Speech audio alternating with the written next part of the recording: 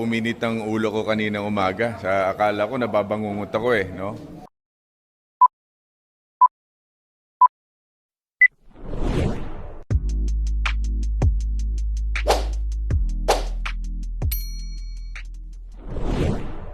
Welcome back sa aking YouTube channel. Para sa mga first time lang po na manood, please click mo na yan, Jeremy's TV, Manila.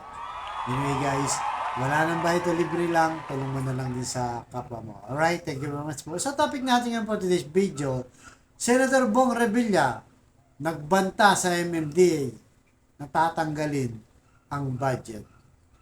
At sinermonan itong head ng task force ng MMDA na si Bong Revilla. Yan guys, yan ang mainit na balita actually kahapon pa yan guys. So dahil dito sa bus lane o busway sa EDSA, kasi alam naman natin pag sinabi mong EDSA, sobrang traffic dyan. Nung wala pa yung busway na yan guys, lahat sama-sama dyan. Bus, kotse, motor, lahat, kaya sobrang traffic. So gumagawa ng paraan yung MMDA para mawala yung traffic. So, unang-una kasi nagpapatraffic dyan yung bus. Kaya ginawan ng sariling lane. Kaya ang bus lane dyan. So, sa bus lane na yan guys, bawal ang dumaan yung private na sasakyan. Tanging mga bus lang. Kaya nga busway, di ba? So, nag-ugat yan ang kanilang halitan. Itong si Bong Revilla versus Bong Revilla. Dahil may napaulat na duman ng kanyang convoy itong si Bong Revilla. Tapos ayun, sinabi ng task force niya, si Bong Revilla daw ang nakita na sumakay. So mula na nag-trending guys.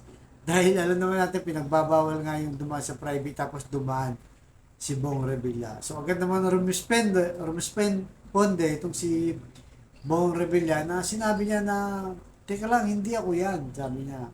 So, dinipensahan kaya agad ng sarili, kaya pinatawag itong si Bong Revilla. Kasi guys, dati yung bus lane na yan, pagka dumaan ka dyan, alam mo, motorista ka, o private ka na sasakyan, may multang 2,000.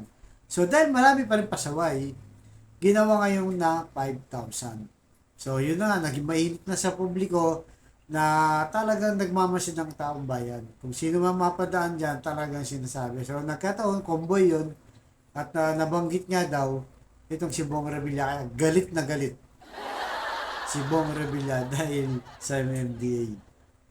So yun guys, alam naman natin itong si Bong Revilla, medyo maangas to. May kayabangan din kasi nga pag may nahuhuli to, minsan kahit malilit na bagay, hindi niya pinapalagpas. Talagang wala sang konsiderasyon. Pinapatpad niya kung ano yung batas, kung ano yung regulasyon ng MMDA, yun ang dapat na matupad. Di ba? Kung maalala nyo, nagkabagahan pa itong si Colonel Bosita na ngayon ay one rider party list congressman na. So marami pa siyang nakakabangga, marami siyang nahuhuli, nakikita natin yan sa social media na talagang maangas siya, wala siyang pinapalagpas. Pero dito guys, tumiklop siya kay Bong Revilla kasi nga mali ang pag ng balita sa kanya. Pagdating sabi nila si Bong Revilla pero hindi. So bago yan guys, panoorin muna natin yung balita sa News 5 regarding sa nangyaring ito. Alright? So, pasok. Medyo uminit ang ulo ko kaninang umaga. Akala ko nababangungot ako no? At ang gumising sa akin, ginising ako ng aking staff at sinabi nga na ako daw ay nahuli sa EDSA, doon sa bus terminal. Sabi ko, nandito ako sa Cavite. Paano mangyayari yun? Kaya medyo nakakasama ng loob, Dahil yung mga ganitong klase mga paratang, katulad ko, may mga pinagdaanan tayong, kumbaga may phobia tayo dito na masakit na pinagdaanan. Tapos eto na naman, yung mga maling paratang, parang medyo nagpanting yung tenga ko. Kaya aminin ko sa inyo, medyo napikon talaga ako. And I want them to explain kung sino ba talagang Bong Revilla yung nakita nila. Baka naman kaluluwa ko yung nakita nila doon at unang-una, hindi ko kotse yun. Hindi ako gumagamit ng plaka na 8 na may CA pa. At 17th Congress daw, no? Wala sa pamilya namin ang asawa ko, nakaupo siya ngayon sa CA pero hindi yung 17th Congress. Kaya napakabigat na itong nangyaring ito. Kaya sabi ko nga, pwede ipatawag dito sa Senado at ipaliwanag sa akin, no? In fact, sabi ko pa nga kanina, kung ipare-recall natin yung budget ng MMDA. I just want to make this clear. Medyo mainit lang ang ulo ko kanina. Si Colonel Bong Nebriha ng MMDA matapos sabihing convoy ni Senator Bong Revilla ang pasaway na dumaan sa EDSA busway. Kasunod dyan, nagharap sila sa Senado kung saan nakatikim ng sermon si Nebriha. Nasa frontline ng balitang yan, si Mean Los Baños. Kung ikaw nasa lugar ko, Halatang gigil si Senator Bong Revilla nang magkaharap sila ng personal na MMDA Task Force Special Operations Unit Head, Colonel Bong Nebriha at Acting MMDA Chairman Roman Artes. Personal na nagpunta sa Senado ang dalawang opisyal ng MMDA. Kinausap nila si Revilla kaugnay sa umano'y pagdaan ng kanyang convoy sa EDSA busway kaninang umaga. Sabi ni Revilla, hindi yan totoo at nakakasira ng pangalan ang pag-name drop sa kanya ni Nebriha. ako, bugbog na ako sa maling parata. Sir, I have no Okay? intention. Ako, kahit saan ako pumunta, hindi ako umaatras sa mga Yes, sir. laban na... Yes, sir. I understand. Yung sa totoo lang ako. Yes, sir. I no? understand. Ako rin po nasa to. Ang Oo. sinabi ko lang, sir, Nasa totoo ka? I have no intention of ruining your name. Just that, sir, yun lang po yung information na binigay sa akin.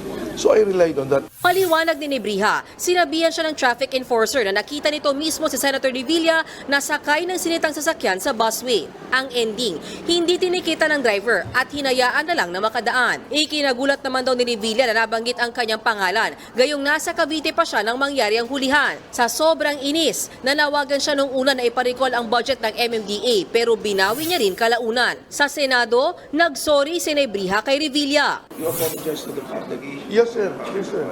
Yes, sir. I'm really sorry. I already apologized kanina. I already made an apology. Tao lang po tayo. Lahat po tayo nagkakamali. Ngayon, kung nagkamali po yung enforcer ko, as the commander of the task force, the buck ends with me. I do not need to present the enforcer anymore. Kung nagkamali siya, ako na po ang sasagot nun. Sa kabila niyan, tumanggi si Nebriha na pangalanan ang sumitang enforcer. Aakuin daw niya ang nangyari bilang commander ng MMDA Task Force. Sa huli, sinuspindi si Nebriha. Senator Bong, on behalf of our agency, ako mo mismo personal na humihingi ng pamahin sa inyo. As I've said, iimbestigahan po namin yung nangyari. We'll learn from this lesson. In the meantime, we'll suspend si Colonel Bong dahil may mga pagkakamali siya, may mga lapses. Tatagal daw ng 2 linggo hanggang 1 buwan ang preventive suspension na ipinataw kay Colonel Nebriha. Yan ay para daw maimbestigahan ng gusto ang insidente kasama na ang mga enforcers na nagsabing nakita nila sa convoy si Senator Revilla. Dapat din daw matukoy ang driver na nag-name drop sa senador. Tinanggap ni Revilla ang sorry ni Nebriha. Bago nagharap si Nebriha at Revilla, nagpresko ng sinuspinding opisyal. Dito giniit niya na tanging ang mga bus, emergency responders, ambulansya, police mobile, fire truck at government marked vehicle na rumiresponde sa emergency lang ang pinapayagang dumaan sa EDSA busway. Pero kung hindi pala totoong convoy ni Senator Revilla ang dumaan kanina sa busway, paanong nakalusot ito sa MMDA? Sagot ni Nebriha, judgment call on our part kung papayagan namin o hindi. Kasi pag wala po doon yung congressman, senador, tinutuluyan po namin. nagbabalita mula sa frontline, Mean. So yun guys, napanood nyo, di ba? Ano sabi ni Bong Revilla? Sabi niya, kagigising ko lang, nasa Cavite ako. Napabalita na dumaan daw yung convoy, nahuli yung kayang sasakyan. Kaya talagang maaga siyang pumunta sa Senado para ipatawag. Sa bagay, tama naman sa guys, dahil unang-una, siyempre, bakit hindi kinonfirm, di ba? Nitong si Bong Nebriha, siya talaga yon. Kahit sino naman magagalit, di ba, na lalo na siya, senador siya, di ba? Tapos, biglang nag-viral na dumaan sa bus lane na bawal. Alam naman natin na bawal. At talaga maraming magagalit. So, kung maalala niyo, di ba guys, yung sa Commonwealth, Na yun naman, di ba, nagpahinto ng traffic, di ba, nag-viral din yun eh. Na sinabi si BP Sara daw ang dadaan. Pero kalaunan naglabas ng statement si Sara, wala din daw siya, pero statement lang. So, ang problema doon hanggang ngayon, hindi talaga ma-confirm kung sino yung dumaan. Di ba? Kahit na nga si Mayor Joy Belmonte ng Quezon City, hindi pa rin na nalaman kung sino yun, di ba? So, yun ang problema sa ating batas. Pagka talagang malalaking tao, nakakalusot sa mga ganito. Kagaya niyan, di ba? Hindi naman pala si Bong Revilla yun. Kaya tama nga si Bong Revilla, sabi nga niya, dapat hinuli nyo pa rin. Eh, alam nyo naman palang hindi ako, di ba? Kasi dumaan bawal eh. Hindi dapat hinuli talaga, di ba? Pinagmulta. Kasi nga, ginagawa nyo nga sa mga ordinaryong mga sasakyan, di ba? Na pag dumaan doon, hulihin tapos titikitan, magbabayad ng 5,000. So, yun na nga. Tapos, sabi nga nitong si Bong Revilla, tumiklop, di ba? Na, sir, sorry. Sabi niya. Kaya nga sabi ni Bong Revilla, winawasak mo ko eh. Kasi guys, di ba, nasisira nga yung pangalan niya. At lalo pa, alam naman natin itong si Senator Bong Revilla, re-election sa 2025. Kaya siguro mainit din na ng kanyang ulo, di ba? Kasi baka matandaan to ng taong bayan. So, alam naman natin na nakulong na rin siya. Sabi nga na dyan, napagbintangan daw siya ng hindi naman totoo, kaya nagalit siya. Pero, bumabalik daw sa kanya ito. So, kaya nga, dahil nga re-election siya, kailangan malinis siya ngayon. Hindi siya pwede magkaroon ng controversial dahil nga masisira siya. Baka this time matatalo siya. Kaya galit na galit dito kay Bong Nebrea. Ito naman si Bong Nebrea, di ba? Gaya ng pagkilala natin sa kanya na talagang matikas siya, walang konsiderasyon at walang pinapadaan. Bakit ito pinadaan? Nung tumawag daw yung tao niya, sabi niya si Bong Revilla, sige, pinaguna. Bakit may papagod, di ba? Kung wala ka talagang kinikilingan, di ba? Kung wala ka talaga sinasanto, kahit si Bong Revilla pa lang yan, dahil bawal, dapat tinikita niya para at least nung natikita siya, nalaman pa na hindi talaga si Bong Revilla yun, di ba? So, ganun dapat ang ginawa ni Bong Revilla kasi pinalagpas niya. So, ibig sabihin, talagang pag malalaking tao, matataas na pa sa pwesto ng gobyerno, hindi rin siya umuubra, pinababayaan niya. Di ba dapat ang batas natin pantay-pantay? Kaya marami nagagalit, di ba? Pag mga nasa pwesto talagang iba yung tingin eh. Pero kung titignan natin, sila yung public servant. So, ibig sabihin, dapat sila yung magtiis, sila yung magpakumbaba, sila yung mag-give way sa taong bayan. Di ba? Eh kasi ang nakalagay kasi dyan sa mga exemption na yan, guys, yung exempted dyan, ay yung presidente, vice president, senate president, at chief justice yata. So, yung apat na lang yung pwede. So, pag sinabi mo senador, hindi talaga pwede. So, ibig sabihin yan, si Big Subiri lang ang pwede dyan kasi nga exempted sila. Pero yun na nga, dahil ng taong bayan mainit, nababas siya ngayon. Dahil akala ng tao, siya talaga. At buti na lang, nagpaliwanag siya at itong si Bong Nebrea, humingi ng tawad. Dahil nga, sabi niya, lahat naman ng tao nagkakamali. Totoo naman yan, guys, lahat naman tayo nagkakamali. Pero siyempre, may consequences pa rin yan. Kaya nga, sinuspend siya, guys, bilang parusa. Imagine mo, mataas na pwesto, na-suspend. Kasi nga, wala na, na siya, na-trap na siya. Hindi na siya pwede magsinungaling na hindi niya sinabi yun. Kaya nga, nabanggit ang pangalan niya sa DCWB. Alam natin sa isang reporter. Nabanggit yung pangalan ni Senator Bong Revilla. Kaya galit na galit itong si Bong Revilla. So, actually guys, may magandang maidudulot to, di ba? Dahil sa mga ganyan, yung taong bayan nagiging aware. Kagaya ng Commonwealth na naging issue, di ba? So, importante ito kasi para tanda na rin sa mga opisyal ng gobyerno, sana sila yung magparaya. Kasi sila yung halal ng taong bayan, sila yung public servant. At bukod doon, tayo pa nagpapasahod sa kanila, di ba? Dapat lead by example sila. Kung bawal, bawal talaga. Dapat hindi sila accepted. Dapat, at yung mga nasa law enforcer naman, dapat pagpalampasin yun. Kung sino talaga nag-violate, kailangan tikatan mo yan, guys. Bawal kasi yun, di ba? Lalo kung ganyang incident na matalas na tao at lahat nakatingin. Alam naman natin ngayon, maraming cellphone, pwedeng ma-video, pwedeng ma-picturean.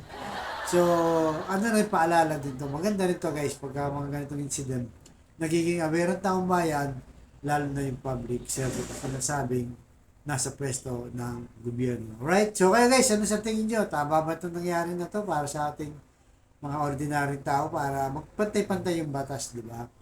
At sa mga maaangas dyan, na sana tigil-tigilan na yan, di ba? Kayo po ang public servant, kayo ang mag-give way. Kung natatraffic kayo, huwag kayong mag-wang-wang, di ba? Bawal yun eh. Maaga kayong gumising, kagaya ng ating mga ordinaryong tao. Maaga nagigising para magtrabaho kasi pag na-late ka, kaltas sa sahod. Alright? So, hanggang dito naman po. Mga nyo susunod ko lang. Thank you very much.